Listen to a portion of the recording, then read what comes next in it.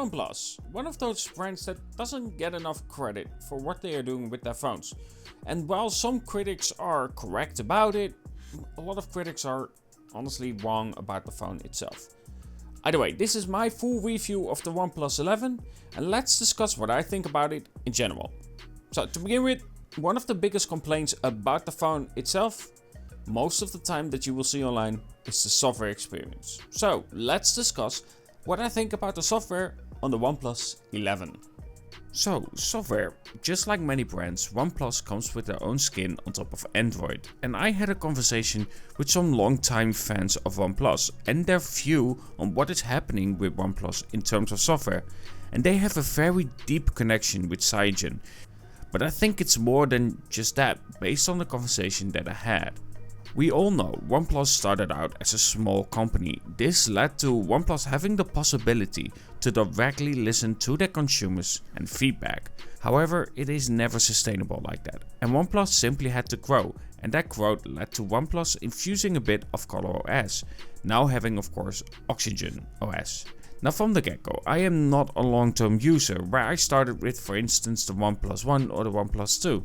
My experience started technically with the OnePlus 7T, with the full-time use being the OnePlus 8T, where I gave OnePlus a full shot for the first time. Now I'm saying this to give somewhat of a perspective of my stand when it comes to the software side of OnePlus, and what I think about it, not knowing the old age of OnePlus very well at all. And for me, I have no issues whatsoever with Oxygen OS.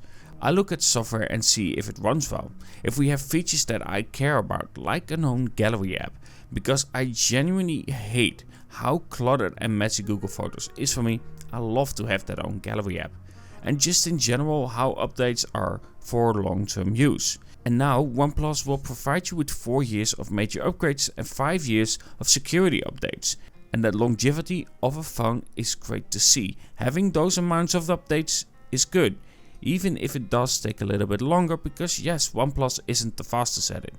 And for myself, I think OnePlus has been doing a good job with the software, though I do not care so much about the pull down shelf. Lucky enough, you can turn that off. And then if you pull down the screen anywhere, it will showcase your notification drawer.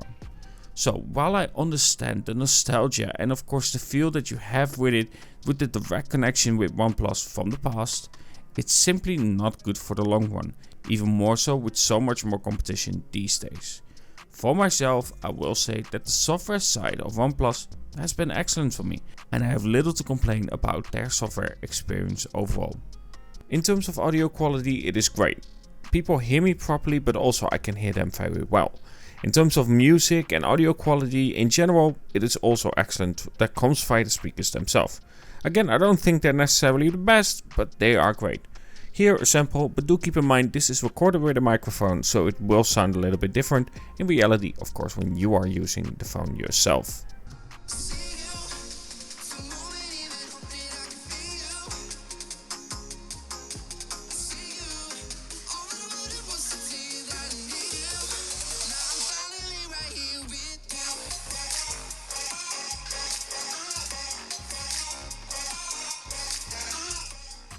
And then we have to talk about features. Now, I know that a lot of people are going to disagree with the removal of wireless charging, and kind of I agree as well. I feel like wireless charging definitely should be a thing on the OnePlus 11. Not for myself, because I don't necessarily use it, and based on votes online, a lot of people don't really use it. But there are still plenty of people that use it, and therefore I feel like it should definitely be in the OnePlus 11. You cannot ignore that still quite big audience that uses wireless charging, and I feel like that's definitely a miss. Don't get me wrong, 100 watt charging is definitely better because it is faster and it's better for battery life as well, because having of course wireless charging does heat up the battery more than regular charging. But again, as stated, I feel like for the audience that wants wireless charging, I feel like they should have just kept it. It makes a lot of sense to use that feature nonetheless. But when it comes to quick charging, definitely really fast. 25 minutes for full charge on the OnePlus 11, which is crazy fast. It's not the fastest because they beat that with of course the OnePlus 10T, but still really fast charging. And for most people, 100 watt is more than enough. Talking about features though, I will still say with every single phone, not having of course a 3.5mm headphone jack is definitely a miss. 3.5mm headphone jacks provide better audio quality factually, there's no denying that, and mic quality is also better. Yes, for some people wires are a problem, but I just stuck them under my shirt and just let the cable run. It's really not a problem. But when it comes to that, audio and mic performance is definitely better. Not to mention that I don't need to charge it, and then not to mention that battery life doesn't degrade because it doesn't have battery life. It's just a wire that goes in through your phone. You don't need to buy a new one to get better audio. And if you buy a set for 150 wired and 150 wireless, the 150 will definitely sound better wired, including the mic. Either way, that's a shame. And also, of course, the micro SD support. It's also a shame. Then we have to talk about the camera. Now, I did a video especially about the camera itself, so I will leave a link in the description where you can check that one out. And OnePlus 11 does get a lot of things right here with the OnePlus 11 when it comes to the camera. Yes, there are still things that they need to work on. But if you cannot get good shots on the OnePlus 11, sorry, but again, I will have to say that the problem is you and not OnePlus. But what are my feedbacks? Well, the main feedback that I really have is that sometimes it can definitely sharpen too much, where the image is too sharp and it just doesn't look right. So they need to tone down that sharpening of, well, images that you get out of the OnePlus 11. It's not horrible, and in most cases you won't really notice it, but you know, there are some shots where I feel like definitely, especially with water, it is too sharp. So that's the thing, the small critique that I have when it comes to the camera. But overall, the camera performance is really solid on the OnePlus 11. And I really don't have any issues with getting great shots out of it. It really is excellent. So let me just show some shots that I've made with the OnePlus 11.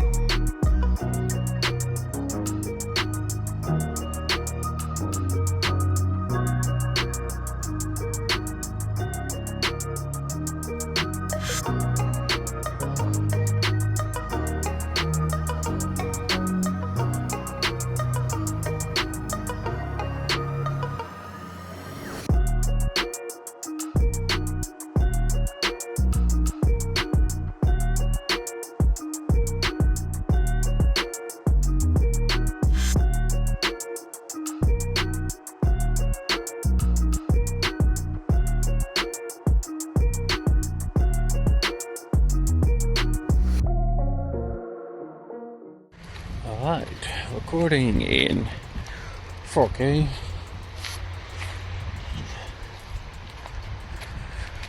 Let's see how overall it is. Looking up.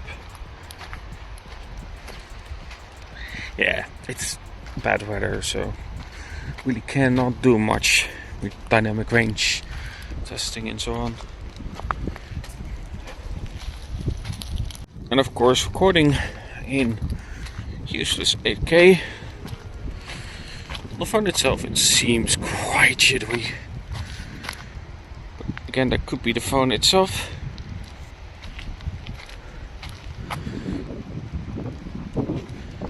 It's quite windy, so if you hear that, well, you know why. At the end, the OnePlus 11 for me is a phone that really does well for the price. I still think $799 would have been a better price, with it being of course $829 here in the Netherlands, so depending on the region it can be a little bit different. It's $699 in of course the US, but you still have to pay tax on top of that because they have a weird system where you buy products and you don't then have tax included. So it's $699 plus tax, and that again depends on the region where you're from. So good luck figuring that one out. Either way, when it comes to the OnePlus 11, I still think that it's priced pretty well, but $799 would have been excellent. Not to mention that, of course, with that Snapdragon 8 Gen 2 inside, it is a fast phone. It has a good display, not the latest technology in display and not the brightest in terms of display, but a good display nonetheless, especially for just outside, just messing around with your phone with the sun shining on it. It's bright enough, so I really don't have any issues here. And also the angles itself, it does that really well. What are my wishes though for OnePlus when it comes to their next generation or potentially a Pro? One thing definitely that I want to see, but this is not necessarily critique to OnePlus alone, it's to a lot of phones, is of course using that ultrasonic fingerprint scanner. The ultrasonic fingerprint scanner is just miles better, especially the generation that you have on the Vivo X80 Pro. It's faster, it has a larger working area, and not to mention you can actually divide the parts where you unlock, for instance, your bank straight away from the display. It's much better, and it should be a standard on high-end phones. With that being said, the OnePlus 11 I think is an excellent phone for the price that you are paying, even though it misses out on some features that I really want to see on my phone. Anyway, I hope you enjoyed this video and of course this review on the OnePlus 11. Let me know what you think about it. Let me know what you think about the OnePlus 11 and what do you think about the camera quality as well. Hope you enjoyed it and of course talk to you guys in the next